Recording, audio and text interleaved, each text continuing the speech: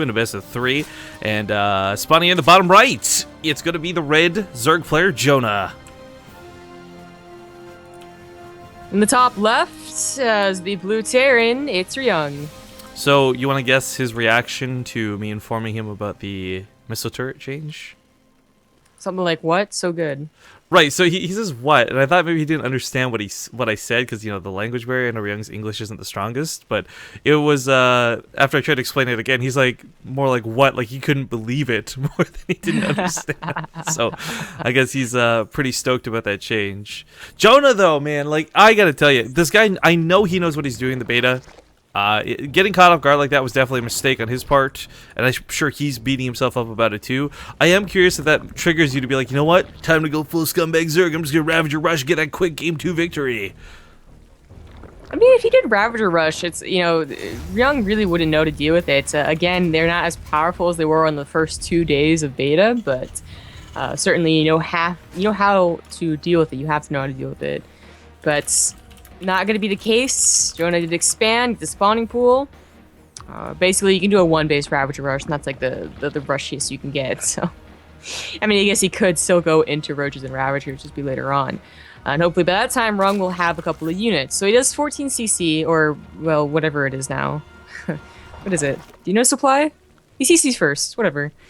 Which I think you, it's still more effective to get the deep, but just because you get more CVs, right? Or no? Because then you can lead to the barracks and the orbital fast. Okay, I guess if it was CC first, you know, the barracks up sooner. Never mind. Or if it was the other way around, pardon me. I was just thinking of like the backwards build order there for a second. It's like, wait, didn't he orbital? And like, no, he's orbital now. Oh, okay. Yeah. Well, anyways. Whatever it was, it happened, and now he's gonna have a good economy on the back of it. It's gonna be speed for Jona, no Roach Warren. I mean, I think the thing that's really frustrating about dealing with Zerg is that they can do these Roach pushes that they were doing in Heart of the Swarm.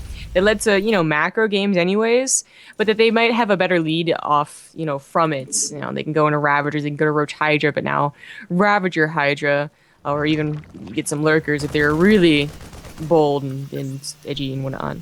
And Jona is so edge. Oh, right. Yeah, literally. Where's this? I clan tags off, but there you guys go. So edge.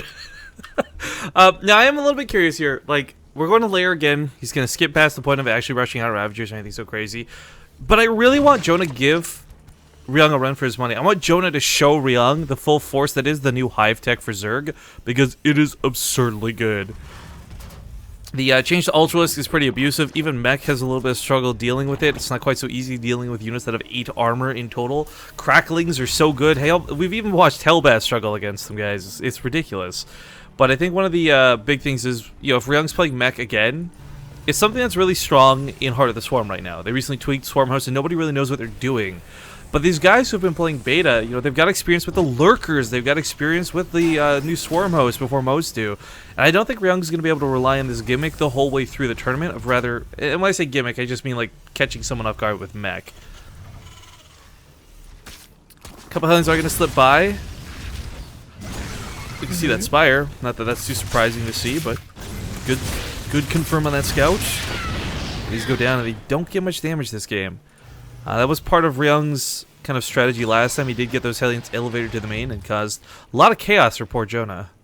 Yeah, they did. I mean, they really got him a good start, and from then on, Jona was just struggling to keep up, but his Mutas especially didn't do any damage. That didn't help either. Notice going to be Mech again with an armory thrown down, but I want to, like, see him put down a missile turret. Like, just do it. Just down. Like, without engineering bay. You know what? No. What I want to see is him build an engineering bay, quickly remember that he doesn't need it, cancel it, and then throw down the turret. There you go. Yeah. Or that happens. He's getting a Viking right now, and maybe he'll have enough time to go ahead and get a Thor as well, as he does not know, I guess, the power of the Cyclone. I mean, to him, he might not even know the Cyclone hits air.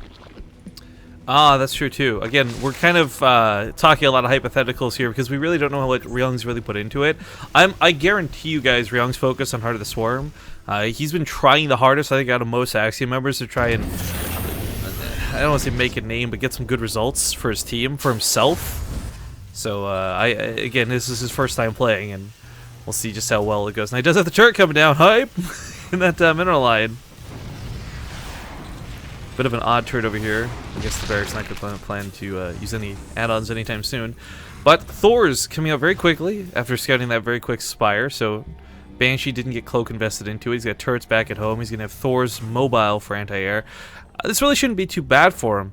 But one of the things I am also wondering, is Ryung used to the economy changes? Now, we got actually Nathaniel's throwing down some opinions and folks in chat discussing it. But I bring this up because this is a bit of a difference when it comes to playing mech. You can't play the sort of same turtle style as easily. It's a lot harder to just sit on 3 bases the same way you used to be able to. Gas is more valuable than ever because there's less per base. So Ryung, I mean, last time he played a very aggressive mech style, and that's not so bad for the way that the economy is reflected here, but it is one of those things where if he doesn't go past the 3rd, he might struggle in this matchup. Now, Overlord gonna get picked off, and the mutas are on the way. Thors are waiting. There we go. Good shots off. Hello? Alright. Yeah. So I was like waiting for a reply, and then you just kind of like didn't. So I look over, and you're like out of your chair. I'm like, what the hell's going on? yeah, apparently I had my alarm clock on, which I never do because it's broken. Oh, well, that's I just use my phone. But your alarm clock's also an hour late, by the way. yeah, right. But so I was worried that people could hear it through the mic. So it was still annoying to me. Well, anyways, yeah, I heard about your thoughts about the economic changes, and I agree. I don't know if I mean, you know, Ryung's doing a great job so far just reacting to it as is, because, you know, you have this big influx of minerals that you're not used to. So we saw, you know, in the beginning of Legacy of the Void, a lot of people were just imbalanced on the gas and minerals, and, like, you know, they're getting their barracks a little bit too late, to their factories a little bit too late, and he's just done a really great job, you know, just spending his money as you should. That on top of the fact, like, he's mined out of his main. It's something that I'm sure he's not used to. He's going to be looking at that game clock, first off being like, that's real time. Secondly, the fact that you're, like, mined out at 7.5 minutes almost, like, yikes. Jona, on the other hand, moving towards his 4th. He's got a lot of creep spread. Mutalisk kind of giving that mid-map control. Loving everything out of him so far. I do think he probably... Oh, Ryung's my favorite player ever. He actually used the cooling tower to stop run-bys. But Jona could have perhaps gotten to the main. He saw 4 Thors at the 3rd, and there's got to be a big signal that there's nothing really in the main but a missile turret. Either way, he doesn't dedicate too much, and he is moving towards Hive Tech. We got the Infestation Pit on the way. A scan did go down from Ryung to see, I guess, what the army looked like. He didn't catch it, though, as it was moving across the map, so it's going to be a lot of roaches. Ryung, probably not knowing how viable Burrow is now, is not going to catch these burrowed roaches. How fast Burrow is. It's going to be really hard to catch the roaches. It's, again, really weird seeing their legs underground behind the buildings, but Pop and I is going to be able to kill some SCVs. We have the roaches attacking into those rocks, so thank God he knocked him down. It's actually a huge detail. Going to blow a lot of them out of the water, though, with those siege tanks. It's like shooting fish in a barrel. I don't think Grim noticed yet. There's got to be our workers are under attack, you know. Burrow actually underneath the siege tanks, not quite working because of that turret. Ryung just feels like he's getting caught off guard in multiple different ways right now, though. Just not devastating damage yet, but that was like, what, 22 workers from the main. Yeah, the main really got wrecked, and he hadn't really transferred it yet, because, of course, where's he going to transfer it to? His natural and his 3rd were still pretty well saturated, so... Thank God for that turret. So much of the army is here in the main chasing. Normally you want this Hellbat buffer for the tanks. But good thing you got that turret up just in the nick of time. Now we do have a swarm host producing. I'm not sure how much Jona plans to dedicate to this. But he did go for range weapon upgrades instead of melee. So it's gonna be kind of cool to see this in effect. I'm not sure if Ryung has experienced this yet. I mean, we watched what was it, GSL and Gumiho just kind of easy moded it because nobody wants to use the swarm host or nobody knows how to. But Jona might just have a good idea. Maybe. I'm sure that... Well, I guess I shouldn't say I'm sure. I'm guessing Ryung has some experience with it because it's one of those things that was adapted to Heart of the Swarm just a couple of days ago. People, well, see, that's mad, I guess, that they, well, that's what I'm saying, though. changed the patches. So, yeah, exactly. Mad because it was the last minute change, but secondly, because no one's really experienced it yet. Regular Locust on the ground, though, as we can see. Not looking too different. We do have Flying Locust researching, and for those who might be less familiar with Legacy of the Void, Flying Locusts actually do not attack at all. They have to land to attack, so they can still only attack ground from the ground. But it allows them to get over obstacles, fly over the Hellbats, land directly on top of the tanks. But it does kind of give the Thors a little bit of an edge, too. They could shoot them down in the sky and do a lot more damage than they possibly could on the ground. Either way, the Swarm Hosts are no longer set them and forget them. You have to actively use their cooldown. They have a very long cooldown at that, too. That's crazy paranoia coming down here with spine crawlers at this base. Yeah. Well, I think he realizes he never got enough tech behind this. You know, he's still on roaches that don't even have that great of upgrades. So he's gonna try and counterattack. Needs a couple of tanks. Looks like it's not gonna work out. Yeah, he's got to go now. Like, this is the thing. This is going to snowball very quickly. It's going to collapse on him very quickly. Locusts are coming in from behind on that creep. They don't have a very short cooldown anymore. They have quite a long cooldown, so wasting the Locust like this does kind of suck. But Flying Locust wasn't done for the attack. Drones are burrowed in hiding, but there's a Raven here as well for detection. Point defense drone goes down. I don't know if Ryung's accustomed to that change yet, because this is not going to last very long. It's going to save maybe a shot. Hey, it's saved. Well, never mind. It's saved that time. I mean, Jona is held up here pretty hard. It's going to be hard for him, Ryung, to actually kill Jona in this base, but main, his natural, his third, all looking not very good. Roach is going to burrow, force the scan.